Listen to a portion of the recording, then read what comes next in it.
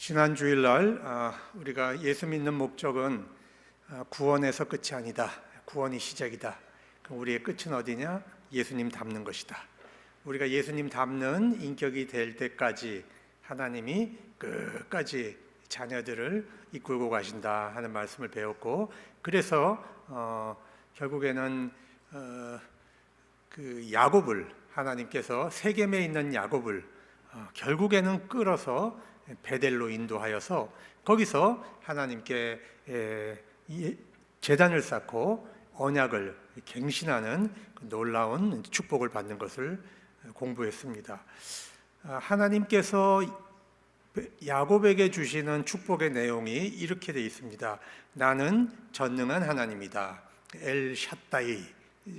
전능한 하나님을 얘기할 때는 반드시 언약이 연결된다. 그 말씀을 드렸습니다. 생육하고 번성하라. 한 백성과 한 백성들의 총회가 네게서 나오고 왕들이 네 허리에서 나오리라. 그러니까 이 야곱의 이 자식들을 통해서 하나님께서 이스라엘 민족을 만드시고 거기서 이 왕들이 나온다는 겁니다. 내가 아브라함과 이삭에게 준 땅을 너에게 주고 내가 네 후손에게도 주리라. 여러분, 이 말씀은 어떤 상황에서 이루어진 것이냐면 야곱의 자식들이 지금 사륙을 벌여서 온 가나안 백성들이 이 야곱을 지금 죽일 수도 있는 그런 위기 상황에서 주신 겁니다. 우리가 참 여기서 의문을 가져야 되는 거는 그런 인간들에게도 하나님은 언약을 이루어 가시는가 하는 것입니다. 우리는 하나님의 언약과 축복을 받은 사람들은 마치 아무 고생과 고난이 없이 순탄하게 인생을 살아갈 것이라고 생각을 합니다. 그러나 그렇지 않아요. 항상 하나님의 은총이 있은 다음에는 그 다음엔 아픔이 따라오고 또 견딜 수 없을 만큼 아픔이 있다가 하나님을 향한 믿음으로 그것이 극복이 되면 또 인생 속에 어느 정도의 고통이 또 찾아와요. 여러분, 야곱은 이 베델을 떠나게 됐는데 감당하기 어려운 두 가지 커다란 고통을 당합니다. 오늘 본문에 보면 자기가 가장 사랑했던 아내 라헬이 죽습니다. 그리고 두 번째는 자기의 가장 의지했던 장남 르우벤이 아버지의 첩 빌하를 범하는 폐륜을 저질렀어요. 여러분, 이건 상상할 수 없는 일들이 지금 겹쳐서 일어난 겁니다. 이런 상황에서 이스라엘이 된 야곱은 어떻게 이것을 극복해 가는가? 이것을 살펴보도록 하겠습니다. 오늘의 본문은 사실 여러분이 별로 들어보신 적이 없을 거예요. 왜냐하면 이게 주로 내용이 전부 19금이거든요, 사실은. 그러니까 주일날 목사님이 이 내용으로 본문을 가지고 설교를 할 수 없는 내용들입니다. 그런데 성경은 이 내용을 아주 적나라하게 다루고 있어요. 그래서 오늘 오신 여러분들은 들을 기 있는 귀를 가지신 분들이다. 그래서 오늘이 주는 내용이 무엇인가 잘 깨달을 수 있기 바랍니다. 야곱은 이제 가족들을 데리고 베델을 떠나서 아버지 이삭이 살고 있는 헤브론, 그러니까 이제 고향으로 방향을 잡았어요. 방향은 잘 잡은 겁니다. 이제 스크린 지도를 한번 좀 보여주시기 바랍니다. 저 지도의 맨 위를 보면 이제 세겜이 나옵니다. 세겜. 그 세겜 오른쪽으로 가보시면 브니엘, 숲꽃, 야복강이 나오죠. 자, 야곱이 들어온 통로입니다. 야곱이 저쪽을 통해서 야복강을 건너 브니엘에서 하나님의 얼굴을 뵙고 자기의 형 에서와 화해하고 그 다음에 이 세겜 땅에 머무른 거예요. 그런데 이 세겜 땅에서 세겜의 두 아들 시므온과 레위가 이 사륙을 벌였잖아요. 그래서 어디로 도망을 치냐면 하나님의 명령을 따라서 베델 쭉 이제 산길로 남쪽으로 쭉 내려오면 이 베델이 있습니다. 그리고 그 베델에서 조금 더 내려오면 베들레헴이 있잖아요, 그죠? 그 베들레헴 바로 그 윗전에 라헬의 무덤이라고 하는 것이 있죠. 오늘 본문에 이제 라헬이 죽은 곳이 바로 저 베들레헴 바로 입구라고 하는 것을 알 수 있습니다. 그리고 결국에 이제 어디로 가게 되냐면 헤브론, 바로 저 헤브론에 아브라함의 무덤이 있습니다. 아브라함과 사레의 무덤이 있는 헤브론까지 가는 그 길 도중에서 바로 라헬의 죽음이 이제 일어난 이제 사건입니다. 자, 이제 저를 봐주시기 바랍니다. 자, 오늘의 이야기를 이해하려면 이제 좀 과거를 더듬어야 돼요. 라헬과 레아 두 사람은 남편을 놓고 늘 언니와 동생 사이지만 원수처럼 갈등하고 싸우는 사이입니다. 야곱이 사랑하는 라헬을 얻기 위해서 14년 무임금 중노동을 해서 이제 그 라헬을 아내로 맞이하려고 했는데 그 중간에 외삼촌이 자기를 속이고 원치도 않는 여자 이 레아를 덤으로 툭 끼어가지고 본처의 자리를 레아를 앉혀놓은 겁니다. 자, 그러니까 이 라헬은 기가 막힌 거예요. 자기가 앉아야 될 자리에 언니가 이제 툭 앉아버리는 겁니다. 근데 하나님은 이 사랑을 못 받는 레아가 참 불쌍했어요. 그래서 아들을 이제 많이 낳게 합니다. 그런데 아이를 낳지 못하는 라헬과 남편의 사랑을 받지 못하는 이 레아 둘 사이에는 늘 이 긴장관계가 있는 겁니다. 그래서 어렵게 라헬이 이제 요셉을 낳게 되죠. 요셉을 낳게 되는데 그래서 그 이름을 뭐라고 지었냐면 더함. 무슨 뜻이냐면 하나님 하나 더 주세요. 그 이름이 요셉이에요. 하나님께서 나에게 하나를 더 주시기를 원합니다. 그게 바로 요셉이라는 뜻이에요. 그런데 바로 베들레헴으로 들어가기 직전에 라헬이 거기서 아기를 낳게 됩니다. 이 아기는 라헬의 평생의 소원이에요. 평생의 기도 제목입니다. 둘째 아들을 낳는 것이죠. 그런데 참 이 역사라는 게, 인생이라는 게 아이러니한데 그 꿈이 이루어지는 그 순간 라헬은 요셉을 낳은 후 아무리 못 잡아도 15년 이상의 세월이 흘렀거든요. 그러니까 노산의 난산입니다. 고통 중에 아기를 낳고 회복되지 못하고 목숨을 잃게 됩니다. 그래서 이 라헬이 죽으면서 아기의 이름을 이제 베노니라고 지었어요. 이 히브리어로 베는 아들이에요. 그리고 오니는 두 가지 뜻이 있는데 하나는 힘이라는 뜻이고 또 하나는 슬픔이라는 뜻인데 우리나라 성경은 슬픔으로 번역을 했어요. 그래서 베노니 그러면 슬픔의 아들이다 이렇게 번역이 되는데 여러분 한번 생각을 해보세요. 물론 상황은 너무 슬퍼요. 자기가 가장 사랑했던 그 둘째 아이를 낳는 순간에 목숨을 거둔다는 게 이게 얼마나 슬픈 일이에요. 그렇지만 자기 아기를 생각하면 어떤 엄마가 아기에게 슬픔의 아들이다 이런 이름을 주겠습니까? 그렇죠? 그러니까 유대인 성경에는 슬픔의 아들이다 이렇게 번역을 하지 않고 힘의 아들이다 이렇게 이제 유대인들은 번역을 합니다. 그렇지만 우리 한글 성경은 슬픔의 아들이라고 이렇게 번역이 돼서 이 두 가지 뜻이 사실은 다 가능합니다. 여러분, 우리가 일평생 기도하는 것이 있어요. 일평생 기도하는 내용이 뭔가 이게 굉장히 중요해요. 라헬은 일평생 기도하는 것이 바로 둘째 아들이었는데 이 아이를 얻는 순간이 바로 자기의 목숨을 놓는 순간이잖아요. 그러니까 우리가 이 목숨을 걸고 기도해야 하는 것이 무엇인가 우리가 생각을 할 때 그것은 우리가 땅의 것을 구해서는 안 된다는 겁니다. 우리가 목숨을 걸고 기도하는 내용은 정말로 그것은 하나님의 뜻에 합당한 것이어야 하는 거죠. 어쩌면 우리 각자가 우리가 정말 목숨을 내놓고 기도하는 기도 제목이 있을 거예요. 대부분은 엄마들은 우리 자식들의 문제일 거예요. 그죠? 자식들의 문제일 텐데 그건 가치가 있는 거예요.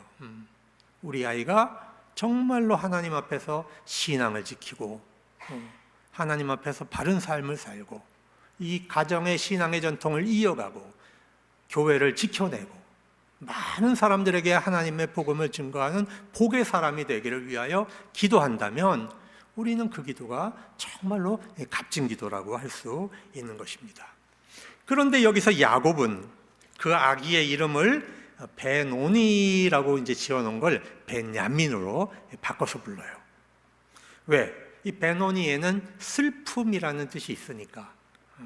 아버지는 그 이름을 오른팔의 아들, 베냐민 그러면 오른팔의 아들입니다. 제 영어 이름이 베냐민이에요. 왜냐하면 제가 병준 아닙니까?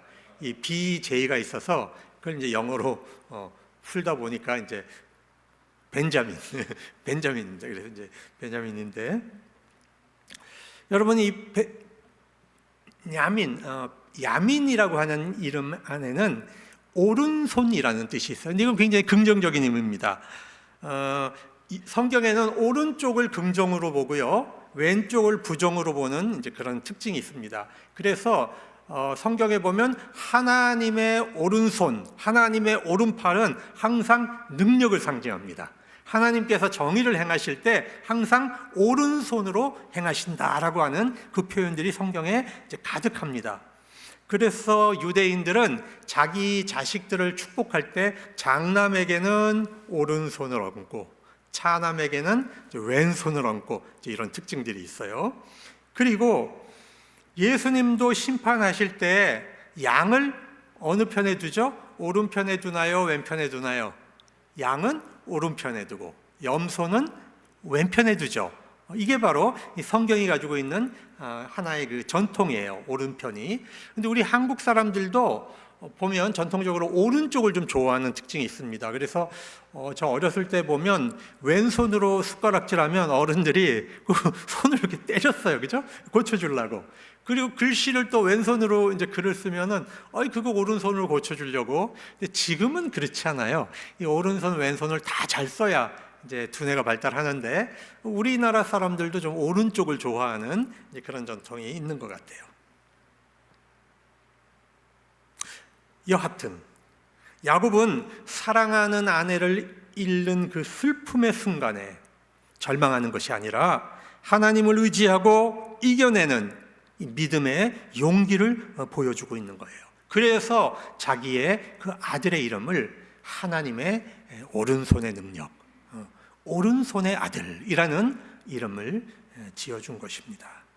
우리 그리스도인들에게는 죽음이 끝이 아닙니다.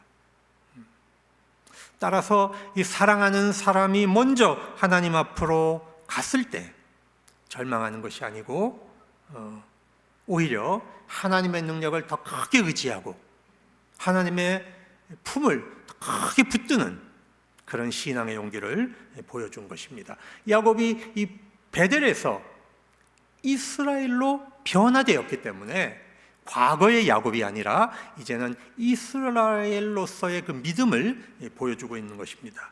야곱은 라헬을 땅에 묻고 라헬 묘에 비석을 세웠는데, 이것이 바로 오늘날 이 예루살렘 베들레헴 입구로 들어가는 그 앞에 지금도 라헬의 무덤이 서 있는 것을 알 수가 있습니다. 자, 21절에 보면 성경은 이제 뭐라고 하냐면, 지금까지는 라헬이라고 불렀어요. 아니, 야곱이라고 불렀어요. 20절도 야곱이 라헬의 묘에 비를 세웠더니 그러는데, 21절에 보면 그때부터 뭐라고 하냐면 이스라엘이 다시 길을 떠나, 이렇게 표현됩니다. 여기서 이스라엘은 이스라엘 민족을 얘기하는 게 아니라 누구를 얘기하는 거예요? 개인 야곱을 얘기하는 거예요. 개인 야곱이 이스라엘로 지금 바뀌어서 이름이 불러지고 있어요. 이게 뭐냐? 굉장히 중요한 신학적인 의미가 여기에 담겨 있어요. 그런데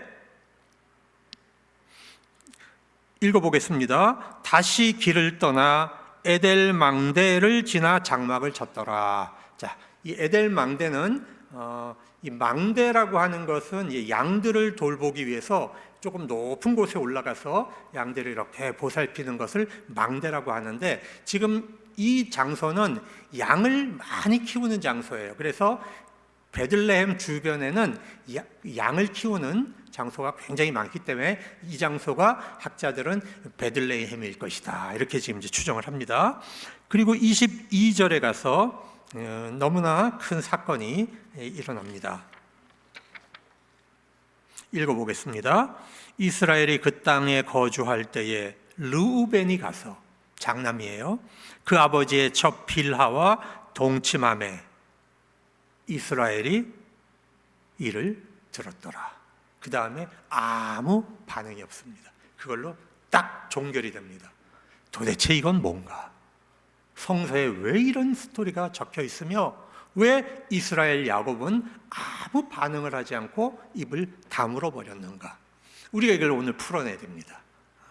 여기에 굉장한 스토리가 지금 숨겨 있는 겁니다. 성서는 미주알 고주알 설명하고 있지 않아요. 우리가 이걸 풀어내야 됩니다. 빌하는 누굽니까? 빌하는 라헬이 자기가 언니는 아이를 계속 낳는데 자기는 아이를 낳지 못하니까 자기의 몸종 빌하를 자기 남편에게 첩으로 줘서 아기를 낳게 하고 그 아이들을 바로 자기의 아이로 인정해서 일종의 이제 씨바지죠. 씨바지를 들여서 자기 아들을 낳게 하는 그런 일을 했던 여성입니다. 그런데 이 빌하를 지금 장남이 도저히 해서는 안 되는 패륜을 저지른 겁니다. 그러면 르우벤은 도대체 왜 이런 일을 저질렀을까? 여러분, 이 사건은 몇 가지 단서가 있어요. 첫째, 라헬이 죽은 다음에 이 사건이 일어난 겁니다. 야곱에게 있어서 사랑은 오직 라헬뿐이었습니다. 너무나 라헬만 사랑했어요. 그래서 라헬이 낳은 자식 요셉과 베냐민만을 사랑을 합니다. 다른 아내와 다른 자식들은 야곱이 사람 취급을 안 해요. 그저 그냥 종이고 종의 아이들로 취급을 해버립니다. 르우벤은 자기 어머니 레아가 늘 자기 이모인 라헬에게 멸시받는 것이 늘 마음 아팠던 아들입니다. 창세기 30장 14절에 보면 비록 어린 나이였는데 르우벤이 들에서 합 한 채를 발견해요. 그러니까 이 합 한 채는 남자와 여자가 좀 친해지게 해주는 그런 약이거든요. 그러니까 그것을 어머니 레아에게 가져다 주면서 아버지와 어머니와의 관계를 좀 돈독하게 해보게 하려는 그런 노력을 합니다. 장남 르우벤이 엄마를 너무 마음 아프게 여긴 거예요. 그래서 결국 라헬이 언니에게 그 합 한 채를 뺏는 조건으로 자기 남편을 언니의 침상에 한번 보내는 그런 일도 일어나잖아요. 또 르우벤은 자기의 막내 여동생 디나가 성폭행 당했을 때 자기 아버지 야곱이 너무나 무책임하고 비겁하게 행동하는 것에 대해서 마음에 분노를 가지고 있었어요. 과연 디나가 라헬의 딸이었다면 아버지가 저렇게 행동했을까? 이거는 어떻게 알 수 있냐 하면 르우벤의 두 동생이 있어요. 시므온과 레위가 이 세겜 사람들을 닭살하고 아버지가 꾸중을 하잖아요. 너희들이 나를 악취나게 만들었다. 그랬을 때 뭐라고 말을 하냐 하면 그가 우리 누이를 창녀처럼 대하는 것이 옳습니까?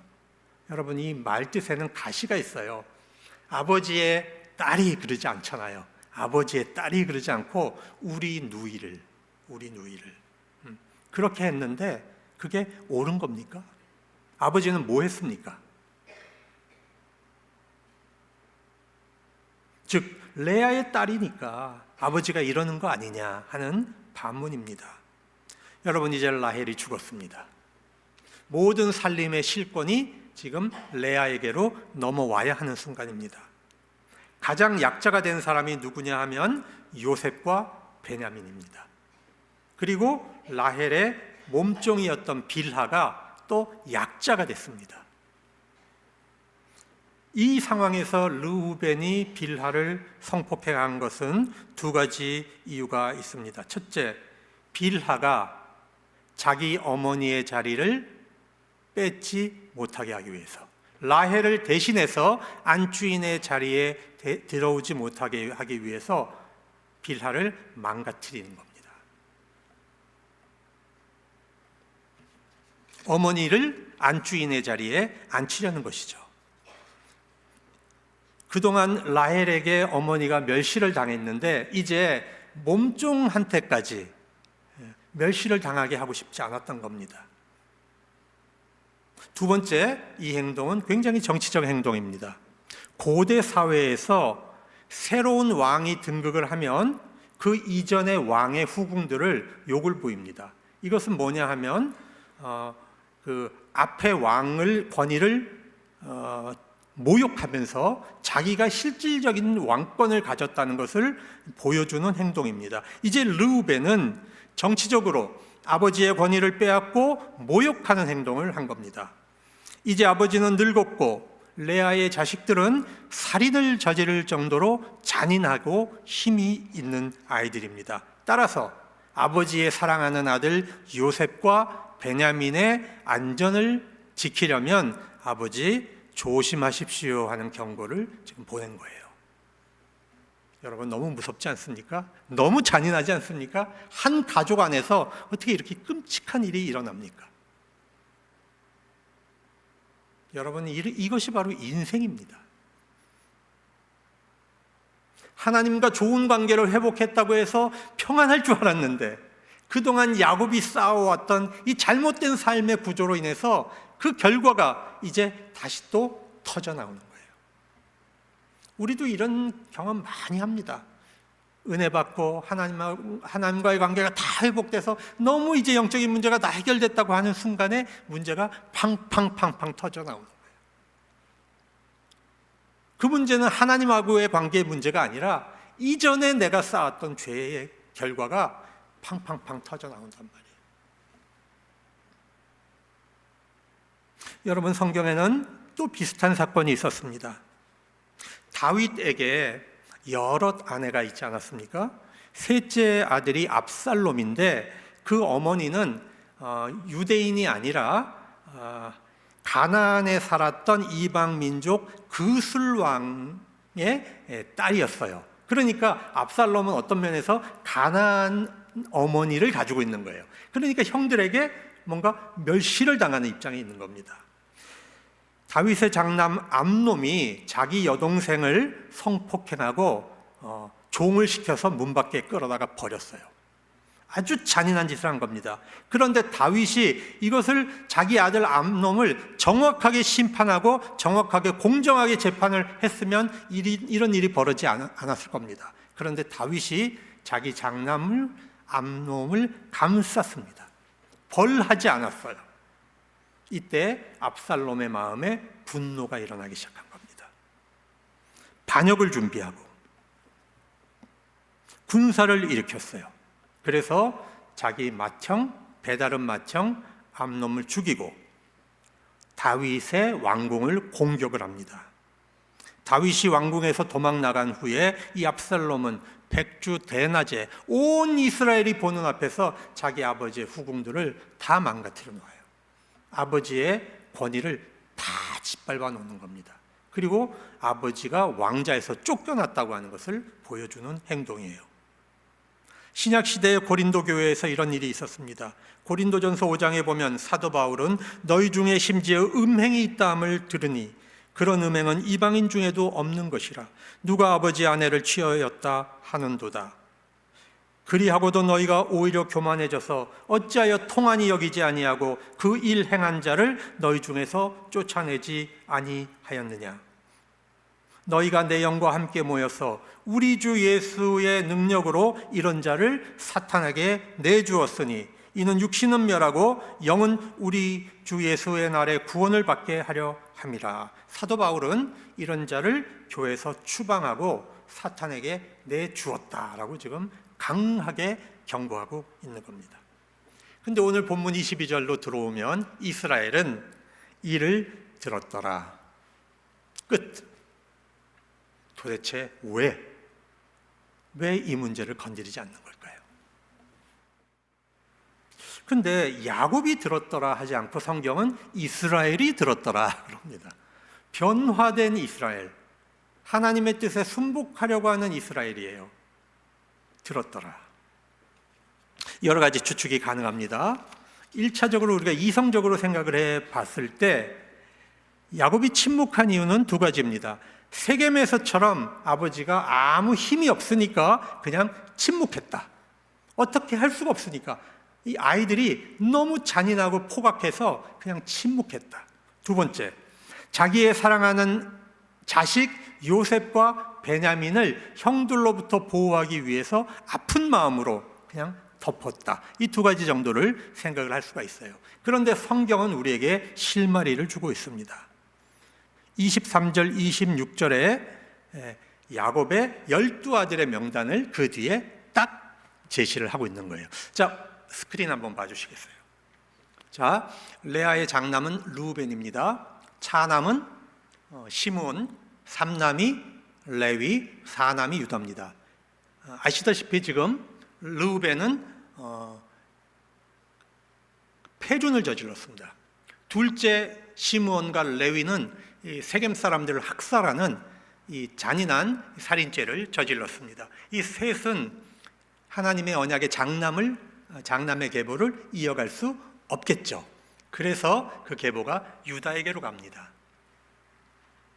그런데 이제 성경을 보면 전에는 이 성경의 순서가 어떻게 나왔냐 하면 라헬이 먼저 나오고요.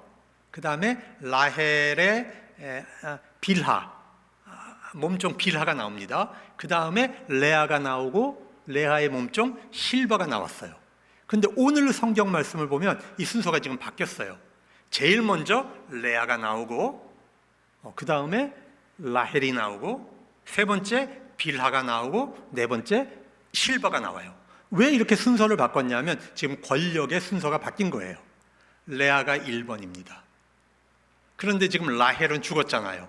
그러니까 권력의 순서는 누구에로 갑니까? 빌하로 가는 겁니다. 그래서 이 빌하를 제거해야만 지금 레아가 안주인의 자리에 앉는 거죠. 제가 아까 설명드렸던 그 구조가 바로 여기에 설명되는 겁니다. 그런데 더 놀라운 것은 여러분 12아들이라는 겁니다. 12아들의 명단을 제시하고 있어요. 그러면서 성경에서는 지금 뭐라고 얘기하냐면 야곱의 아들들이요 밧단 아람에서 그에게 낳은 자더라. 자, 12명의 아이들이 밧단 아람 지금 외삼촌 집에서 나와서 가나안 땅으로 지금 들어왔다라고 얘기를 하고 있어요. 근데 성경의 이야기하고 역사적 사실은 조금 달라요. 베냐민은 밧단 아람에서 태어난 아이가 아닙니다. 그죠? 베냐민은 가나안 땅에 들어와서 낳은 아이예요. 그런데 왜 성경은 이거를 이렇게 기록을 했을까? 여기가 굉장한 의미가 들어있는데 이거는 역사적 사실을 얘기한 게 아니라 신학적인 것을 지금 설명을 합니다.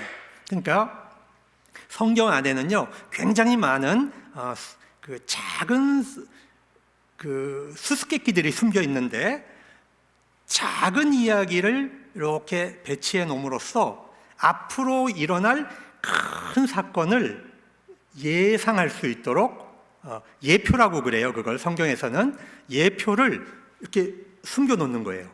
그러면 보세요. 훗날 출애굽할 때 12지파 민족이 출애굽에서 나오잖아요. 그죠? 그래서 가나안 땅으로 들어오죠.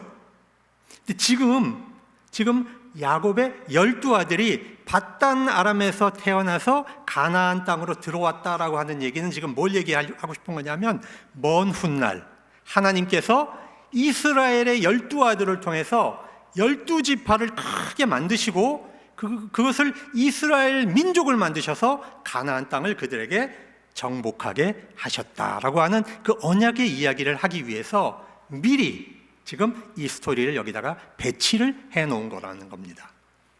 이해가 되셨죠? 자, 그렇다면 여기서 이제 답이 풀려요. 이 중에 한 명이 없으면 12지파가 돼요, 안 돼요? 여기서 자 르우벤을 쫓아내고 르우벤은 뭐 죽이지는 못할 거고 자식이니까 추방시켰다. 시므온과 레위를 추방시켰다. 자, 12지파가 완성이 될까요, 안 될까요? 될 수가 없는 겁니다. 여러분, 이 10이라는 숫자는 성경에서 완전수를 의미하죠. 3은 성부, 성자, 성령을 가리키는 하나님의 숫자고, 아까 이 4구역 나오셔서 이제 찬양하셨잖아요. 동서남북이에요. 동서남북. 4를 가리키는 것은 바로 세상을 가리키는 숫자입니다. 그래서 3과 4를 더하면 7이 되죠. 7이 완전수예요. 성경에는 6이 악한 숫자가 되는 겁니다. 그래서 666 그러면 굉장히 안 좋은 숫자가 되는 거예요. 6이 나쁜 숫자예요. 7이 완전수입니다. 그런데 4 곱하기 3을 하면 뭐가 되죠? 12가 되잖아요. 그래서 12가 바로 완전수입니다. 우리가 신약 시대에 와서 이스라엘의 12지파는 누구에게 계승이 됩니까? 그것은 바로 예수님의 12 제자에게로 계승이 되는 겁니다. 그래서 이 12사도는 이 땅에 주님의 교회를 세우고 주님께서 이 땅에서 사역하신 하나님의 나라를 이 땅에서 확장해가는 중요한 일을 하기 위해서 하나님께서 12제자를 세운 겁니다. 그런데 하나가 배신하잖아요. 그죠? 그 누구예요? 가룟 유다예요. 가룟 유다가 배신해서 목매어 죽었어요. 자, 그러면 12제자가 아니고 11제자죠. 그런데 사도행전에 보면 성령의 역사가 일어나기 전에 무슨 일이 일어납니까? 예수님의 여러 제자들 중에서 하나를 뽑아서 마띠아라고 하는 제자를 채워서 12제자를 만들어내잖아요. 그죠? 그래서 예수님의 12사도를 숫자를 채워서 초대교회를 끌고 나가게 하는 그 사역을 볼 수 있잖아요. 이것은 결국 뭐냐면 이스라엘 민족에게 하나님이 언약하셨던 이 12지파의 전통을 우리 교회가 계승을 했다고 하는 것을 알 수가 있는 겁니다. 그래서 12아들 중 하나라도 잃으면 돼요, 안 돼요? 안 되는 겁니다. 안 되는 겁니다. 여기에 비밀이 있습니다. 야곱은 앞으로 민족을 이룰 이스라엘의 조상입니다. 따라서 그는 라헬이 죽은 이후의 이 슬픔과 르우벤이 저지른 폐륜 앞에서도 절망하고 분노하지 않고 그는 하나님의 언약을 생각한 거예요. 베델에서 나올 때 하나님이 언약을 주셨어요. 그것은 나는 전능한 하나님이라 생육하고 번성하라. 한 백성과 백성들의 총회가 네게서 나오고 왕들이 네 허리에서 나오리라. 내가 아브라함과 이삭에게 준 땅을 내게 주고 내가 네 후손에게도 그 땅을 주리라. 여러분, 하나님의 언약을 먼저 생각한 거예요. 만약에 과거의 야곱이었다면 야곱은 자기의 성정대로 했을 거예요. 자기의 꾀대로, 자기의 분노대로, 자기의 성품대로 이 일을 처리했을 겁니다. 그런데 지금은 그렇지 않아요.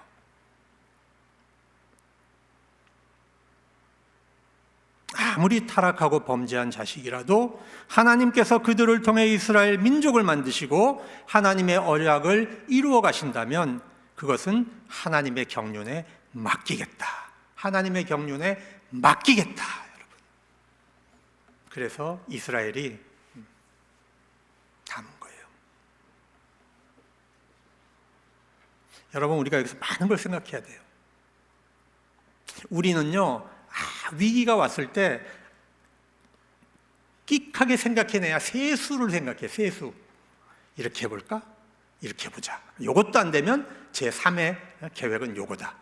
우리가 아무리 머리를 굴려도 우리가 그 세수밖에 생각을 못해요. 근데 그 세수마저 안 통하면 우리가 어떻게 되죠? 앞이 캄캄해요. 하나님은 우리를 다루실 때에, 하나님의 언약을 다루실 때에 무궁무진한 여러분 수를 갖고 계세요. 근데 우리는 그것을 못 보기 때문에 하나님의 그 계획과 섭리와 그 수를 우리는 이해할 수 없기 때문에 우리가 의심하고 흔들리고 우리가 무너지는 겁니다.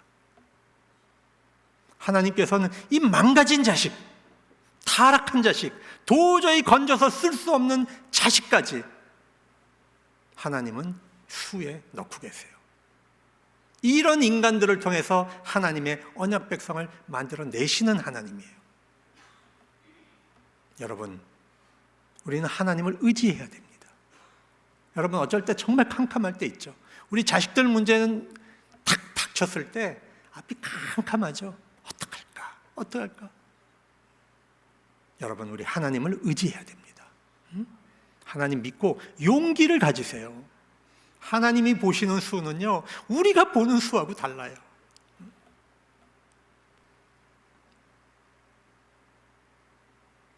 그렇다고 해서 야곱이 이 자식들의 행동을 용서하고 묵인한 것은 아닙니다.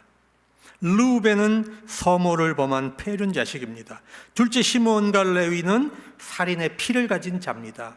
창세기 49장 1절에서 3절에 보면 야곱이 임종할 때 자식들 다 불러놓고 이제 유언하고 축복을 하는 시간이 있습니다. 그때 이 마음에 담아두었던 얘기를 처음 꺼내요. 처음. 르우벤아, 너는 내 장자요, 내 능력이요, 내 기력의 시작이라 위풍이 월등하고 권능이 탁월했다. 정말로 믿음직한 아들이었는데 물에 끓음 같았은즉 너는 탁월하지 못하리니 네가 아버지의 침상에 올라 더럽혔습니다. 그가 내 침상에 올랐도다. 죽기 직전에 한 말이에요. 시므온과 레위는 형제여, 그들의 칼은 폭력의 도구로다. 내 호나 그들의 모의에 상관하지 말지어다. 내 영광아 그들의 집에 잡리하지 말지어다. 그들이 분노대로 사람을 죽이고 그들의 혈기대로 소의 발목 힘줄을 끊었음이로다. 그 노여움이 혹독하니 저주를 받을 것이요 분기가 맹렬하니 저주를 받을 것이라. 내가 그들을 야곱 중에서 나누며 이스라엘 중에서 흩으리라. 야곱의 상속권은 유다에게로 넘어갑니다. 여러분, 자식에게 축복하지 않았어요. 그렇지만 하나님의 언약 때문에 입을 다물었다. 하나님의 경륜을 믿었다는 겁니다. 우리 신앙이라고 하는 것은요, 이렇게 복잡하고 이렇게 깊은 심지가 필요한 거예요. 다 말하지 말고, 다 내 계획대로 된다고 생각하지 말고, 내가 감당할 수 없는 것은 우리 하나님에게 맡기는 거예요. 그렇다고 해서 유다가 윤리적으로 훌륭한 사람입니까? 성경은 그렇다고 얘기하지 않아요. 다윗의 조상, 예수 그리스도의 조상 유다는요, 우리가 공부하겠지만 창세기 38장에 가보면 자기 며느리 유다가 다말하고의 관계를 통해서 또 자식을 낳아요. 여러분, 유다라고 해서 완벽한 인간이 아니에요. 어떻게 이런 인간들이 하나님의 언약 백성의 자격이 있겠습니까? 그런데 하나님은 이들을 통해 이스라엘 민족을 만드셨고 그 가운데 유다를 통해 다윗을 태어나게 하셨고 그 계보에서 우리의 구세주 예수 그리스도가 나오게 하시는 겁니다. 하나님이 주시는 은총과 사랑의 언약은 인간의 생각과 지혜로는 도저히 이해할 수 없는 겁니다. 우리 인간은요, 우리가 하나님 앞에 착하게 살면 복을 주시고 우리가 하나님 앞에 범죄하면 악을 주신다, 이렇게 단순하게만 생각해요. 하나님의 은총은요, 우리의 행위를 따라오는 게 아니에요. 하나님의 복은 자격이 있어서 받는 게 아니에요. 하나님의 사랑과 은총은 우리 주 예수 그리스도 안에서 우리의 죄를 덮고 우리의 죄를 치워주시고 우리의 죄를 숨겨주시고 그것으로 끝나지 않고 우리를 예수 그리스도에 닮는 사람으로 끝까지 붙들고 여행하시는, 일평생을 우리와 함께 동행하시는 그 하나님의 언약의 신실하심에서 하나님의 사랑과 은총이 나오는 거예요. 착각하지 않았으면 좋겠어요. 우리의 행위가 이뻐서, 우리가 기도 많이 해서, 우리가 뭔가 봉사를 열심히 해서, 아니요, 천만에. 하나님은 살인자, 간음자, 첩의 자식, 모범생 아들 다 우리 주 예수 그리스도 안에서 품으십니다. 왜? 자녀들이 아무리 못나고 어리석어 잘못을 범해도 부모는요, 그 자식을 변호하고 지키고 쫓아다니면서 막아내고 끌려가면 찾아오고 자식들이 저질러 놓은 그 잘못을 가서 빌고 사과하고 배상하고 뒤치다꺼리해서 철든 인간으로 만들어 놓는 거예요. 이게 부모예요.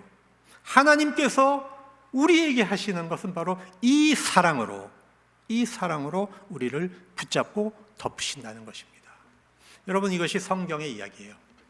12지파 이 아이들의 이 삶을 이스라엘 민족으로 만드시는 이야기가 바로 하나님의 이 은총의 이야기입니다.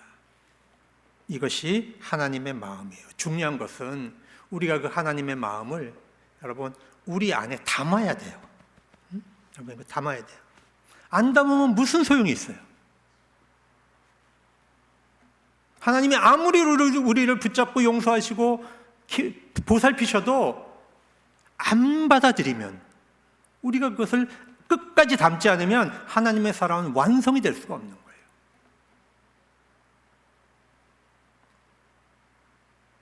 하나님은 이 12아이들을 12개의 보석으로 묶어서 하나님의 품에 품으십니다.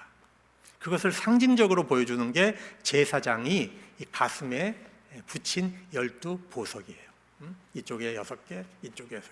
내가 그 12명의 아이들, 정말 대책이 안 섰던 그 아이들을 내가 안고 간다. 내 새끼로 안고 간다. 그 하나님의 사랑이 오늘 우리에게도 그대로 적용이 돼요. 여러분, 우리가 그래서 우리 교회 안에 어떤 백성이, 어떤 사람이 우리 신앙 공동체 안에 들어오든지 우리는 하나님의 마음을 가지고 다 품어내야 돼요. 이게 우리에게 주시는 메시지예요. 하나님 아버지는 너희도 품었잖아. 너도 품었네. 내가 너희도 품었는데 너는 왜 그렇게 못 품어내니? 왜 우리 식구들, 원미동 교회 안에 있는 식구들을 못 품어내니? 하나님 오늘 질문하고 계시는 거예요. 과거 묻지 말고, 자꾸 따지지 말고, 뒷담화하지 말고, 하나님 품에 들어온 사람은 다 보석처럼 대해야 하는 것이 바로 교회가 해야 할 역할인 것입니다. 그리고 우리 자녀들, 다시 한번 말씀드리지만 너무 절망하지 마세요. 언약 안에 있으면 하나님이 붙드세요. 하나님이 붙드시고 하나님의 구원의 손안으로 다 들어오게 하시는 것을 믿고 우리 부모님들은 끝까지 기도하시고 소망을 품을 수 있기를 주님의 이름으로 축복합니다. 기도하겠습니다.